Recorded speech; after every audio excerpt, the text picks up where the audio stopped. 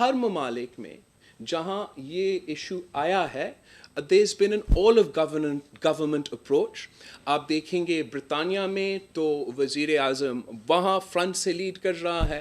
آپ دیکھیں گے ایون یو ایس میں جہاں شاید انہوں نے دیر شروع کیا وہاں سے all of government approach اپنایا جا رہا ہے. فرانس میں، یورپ پہ، دوسرے ممالک میں all of government approach اپنایا جا رہا ہے.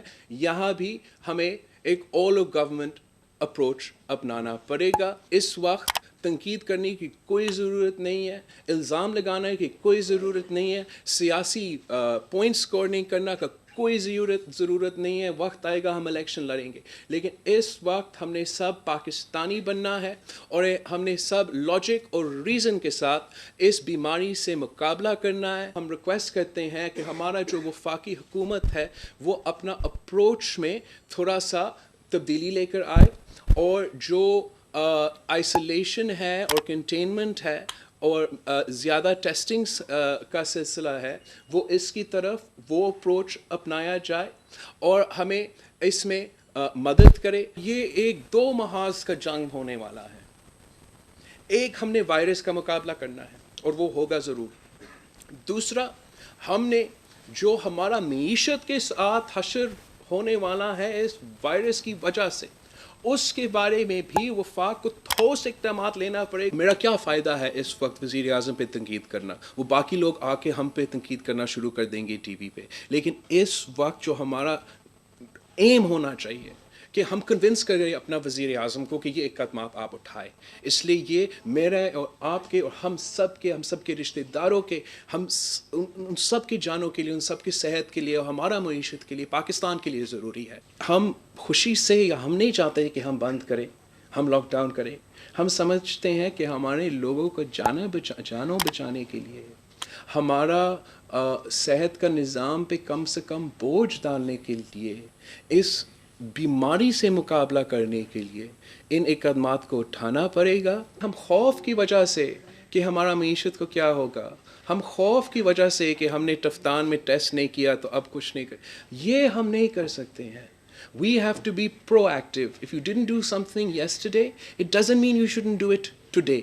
آج بھی ہم اپنے وفاقی حکومت کو کہتے ہیں کہ ہمیں ٹھوس اقدامات کی ضرورت. سی ایم صاحب اور اپنی ٹیم نے یہ فیصلہ کیا کہ کراچی میں ایک بڑا فیلڈ ہاسپٹل بنایا جائے گا ایکسپو سینٹر میں، جس میں فوج کی مدد بھی لیا جائے گا، باقی سوسائٹی سے اور میڈیکل سے مدد لیا جائے گا، تاکہ ہم ایک بڑا فیلڈ ہاسپٹل ابھی سے تیاری کریں کہ جب اگر خدا نخواستہ ہمیں اس کا ضرورت پڑے وہ بھی وہاں ہو.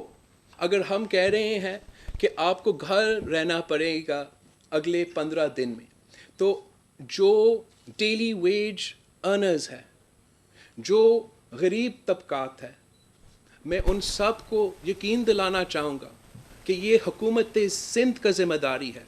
ہم آپ کو سنبھالیں گے، ہم آپ تک کھانا پہنچائیں گے، ریشنز پہنچائیں گے. ہم نے ایک ہو کر سب کو سمجھانا پڑے گا. ہمارے اندر یہ ہوتا ہے we don't take the flow seriously. ہم ملتے بھی ویسے، اب ہمیں بہت سیریسلی اپنے بزرگوں کے لیے، اپنے شہریوں کے لیے سمجھانا پڑے گا کہ we have to implement social distancing. ہم 15 ڈیز کا ٹارگیٹ رکھ لیں. ہم نے اپنا سیلف کوارنٹینس بھی، سیلف آئسولیشن کی طرف زور دینا ہے. جو صفائی ہوتا ہے، ہاتھ صاف کرنے کا، وہ ہمیں اویئرنیس پھیلانا ہے. میں اپنے جو سارے ایم پیز ہیں، پاکستان پیپلز پارٹی کے ایم پی ایز اور ایم این ایز، ان کے لیے ہدایت ہے کہ وہ اپنا کانسٹیٹیوئنسیز میں جا کے بیٹھیں اور اپنا کانسٹیٹیوئنسیز میں سوشل ڈسٹینسنگ اور سوشل آئسولیشن ایٹسٹرا پریکٹس کرے اور وہاں اپنا انفلوئنس استعمال کر کے، جو انفلوئنس ہم استعمال کرتے ہیں ووٹ لینے کے لیے، اب آپ وہ انفلوئنس استعمال کرے اویئرنیس پھیلانے کے لیے. اب آپ وہ انفلوئنس استعمال کرے اپنے لوگوں کو بچانے کے لیے، ان کو سمجھانے کے لیے. وزٹ کرو عوامی آواز میڈیا گروپ کی ویب سائٹ awamiawaz.pk.